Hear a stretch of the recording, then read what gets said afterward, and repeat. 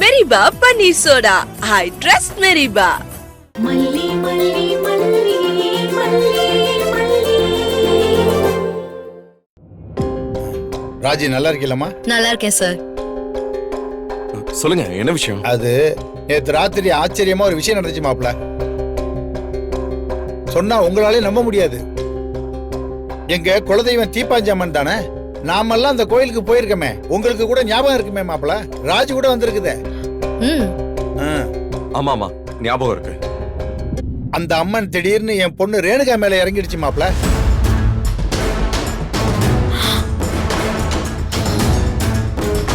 ஐயோ, அப்புறம்? இது வரைக்கும் அப்படி நடந்தது இல்ல. ரேணுகாவோட அம்மா இருந்த வரைக்கும் அவ மேல இறங்கும். இப்பதான் முதல் தடவையா ரேணுகா மேல இறங்கிருக்கு. அவங்க அம்மாவுக்கு அப்புறம் குடும்பத்துல அவதானே மூத்தவ. அதுவும் குடும்பத்துல அவதான் மூத்த வாரிசுன்னு தெய்வமே அறிவிச்சிருச்சு. ஓ, அதுக்குதான் அந்த கேடி நம்ம கிட்ட குலதெய்வம் பேர் என்னன்னு கேட்டு போனாளா? என்ன ரொம்ப ஆச்சரியமா இருக்கு. ரேணுகா மேல இறங்கி எல்லாருமே குடும்பத்தோட சீக்கிரமே என் கோயிலுக்கு வரணும்னு உத்தரவு போட்டுருச்சு. நல்லது தானே. வருஷத்துக்கு ஒரு தடவையாவது குலதெய்வ கோயிலுக்கு போயிட்டு வர்றது குடும்பத்துக்கு நல்லது தானே. அதான் வர்ற வெள்ளிக்கிழமை எல்லாரும் குடும்பத்தோட போயிட்டு வந்துடலாம்னு முடிவு பண்ணிருக்கோம். நீங்களும் அவசியம் வந்துருங்க மாப்ள. வெள்ளிக்கிழமை தானே, நாம போயிட்டு வந்துடலாம். அதுல ஒரு முக்கியமான விஷயம் என்னன்னா, ரேணுகா உடம்புல இறங்கின அம்மன் குடும்பத்தோட கோயிலுக்கு வான்னு சொன்னதோட நிறுத்தல. நம்ம குடும்பத்துல இருக்கிற எல்லாரையும் சொல்லி அதுல முக்கியமா மல்லியை கூட்டிட்டு வான்னு உத்தரவு போட்டுருச்சு மாப்ள.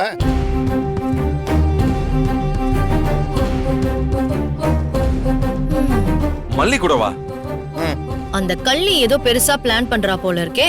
பண்ணட்டும் பண்ணட்டும். அதனால மல்லி, நீ எங்க கூட கோயிலுக்கு வரணுமா?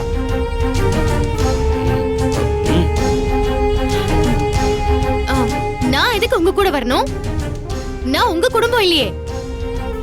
நாம அப்படி நினைக்கிறோமா, ஆனா நம்ம தெய்வம் நம்ம எல்லாரையுமே ஒரே குடும்பமா தான் நினைக்குது. என்ன செய்ய? நான் உங்க குடும்பமா? இது எப்போல இருந்து குடும்பமே சேர்ந்து என்ன வெளியே அனுப்புறதுன்னு முடிவு பண்ணிருக்கீங்க? அதுக்கு வேலையா என் பொண்ணு என்கிட்ட இருந்து பிரிச்சு கொண்டு போனீங்க.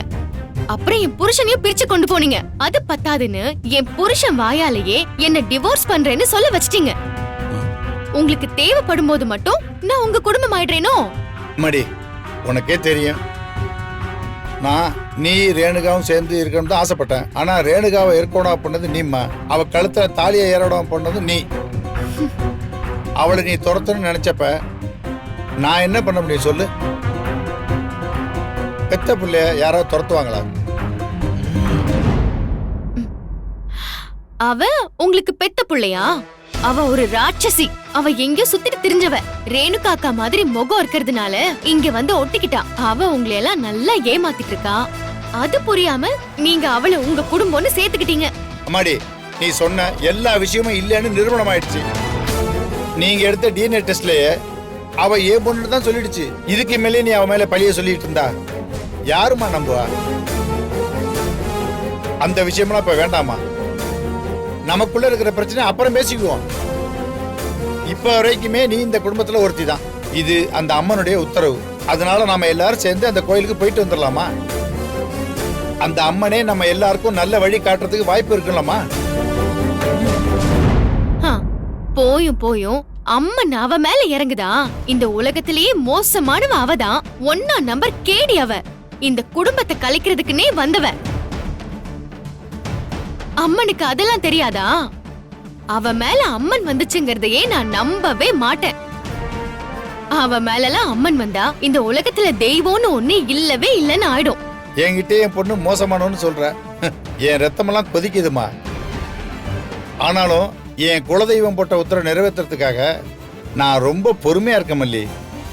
மாப்பிள்ள, இனிமே நீங்க தான் முடிவு எடுக்கணும்.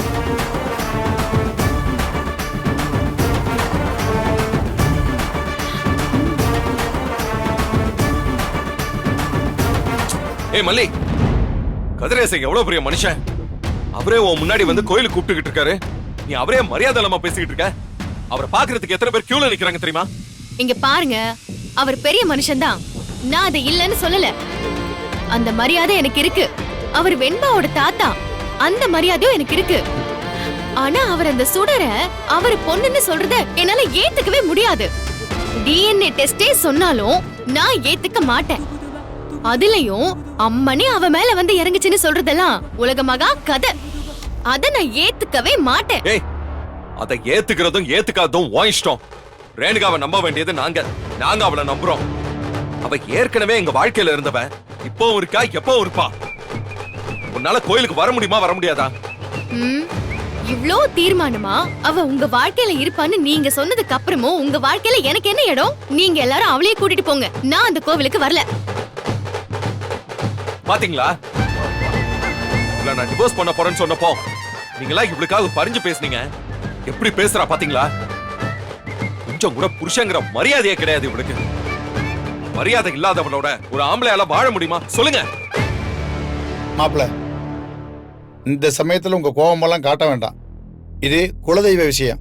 சாமியே மல்லிய வர சொல்லுதுன்னா அதுல ஒரு காரணம் இருக்கும். அதனால நீங்க அப்புறம் கூட தனியா பேசி மல்லிகிட்ட புரிய வைங்க மாப்பிள.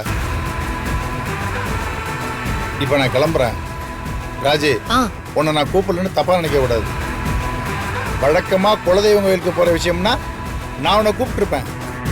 இந்த தடவை சாமியே ரேணுகா மேல இறங்கி ஒவ்வொருத்தரையும் சொல்லி இன்னாரையெல்லாம் கூட்டிட்டு வான்னு சொல்லியிருக்கு. அதனாலதாம்மா உன்னை நான் கூப்பிட முடியல. நீ எதுவும் வருத்தப்படாதம்மா. இதுல வருத்தம்லாம் ஒண்ணுமே இல்ல சார். குலதெய்வமே அப்படி சொல்லுதுன்னா இனி நாம அதுபடிதானே நடக்கணும். நீங்க எல்லாரும் போயிட்டு வாங்க. அப்ப நான் கிளம்புறேன் மாப்பிள. மல்லி, வரம்மா. உன் முடிவை கொஞ்சம் மறுபரிசீலனை பண்ணு. நான் வர்றேன்.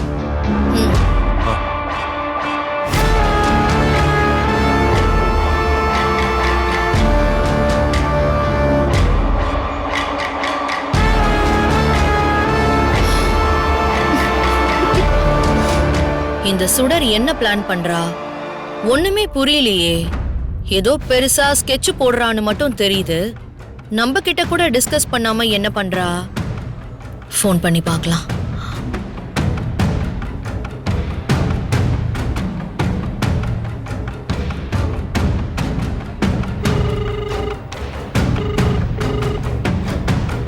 The number you have dialed is currently busy.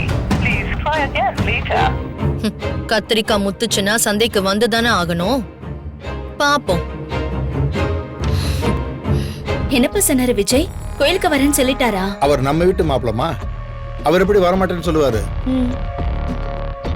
குலதெய்வம் கோயிலுக்கு போறது நல்லது தானே, தாராளமா போயிட்டு வரும்னு சொல்லிட்டாரு.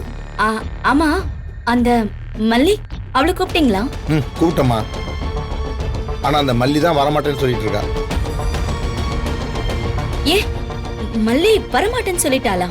என்ன சொல்றீங்க? எதுக்கு வரமாட்டேங்கிறா?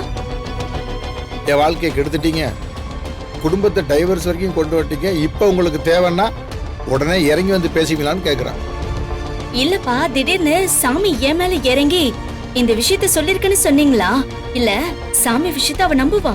அதேதாமா சொன்னேன். அவ அதை நம்பவே மாட்டேங்கிறான். விஜய் மாமா வச்சு பேச வேண்டியதானப்பா? விஜய் மாமா பேச்சதான் கேட்பால்ல. அதெல்லாம் அந்த காலம்மா. இப்ப எல்லாம் மாப்பிள்ளையே தூக்கி எறிஞ்சு பேசுறா. அதுங்க ரெண்டும் அப்படி தனியா சீன் போடுங்க. ஆனா அதுக்கப்புறம் ஏதாவது பேசி முடிவு பண்ணுங்க. என்னப்பா 2 பேர் இருந்திருக்கீங்க, 2 பேரும் பேசியா கன்வின்ஸ் பண்ண முடியல? நிசா, ஒவ்வொன்றுக்கும் அவ எப்படி பதில் சொல்றா தெரியுமா? அவ பழைய மல்லியே இல்லம்மா, ஏதோ நினைப்புல இருக்கிறா. நம்ம ரேணுகாவே ரொம்ப தப்பா பேசுறா. எனக்கெல்லாம் ஆத்திரம் தாங்கல, தூக்கி அடிச்சு பேசலாம்னு வந்துட்டேன். அப்புறம் இது தெய்வ காரியம், எடுத்தோம் கவுத்தோன்னு நடந்துடக்கூடாதுன்றதுக்காக ரொம்ப பொறுமையா பேசிட்டு வந்தேன். இந்த வீடியோ உங்களுக்கு பிடிச்சிருந்தா லைக் பண்ணுங்க, ஷேர் பண்ணுங்க, காமெண்ட் பண்ணுங்க. மறக்காம சரிகமா டிவி ஷோஸ் தமிழுக்கு சப்ஸ்கிரைப் பண்ணுங்க.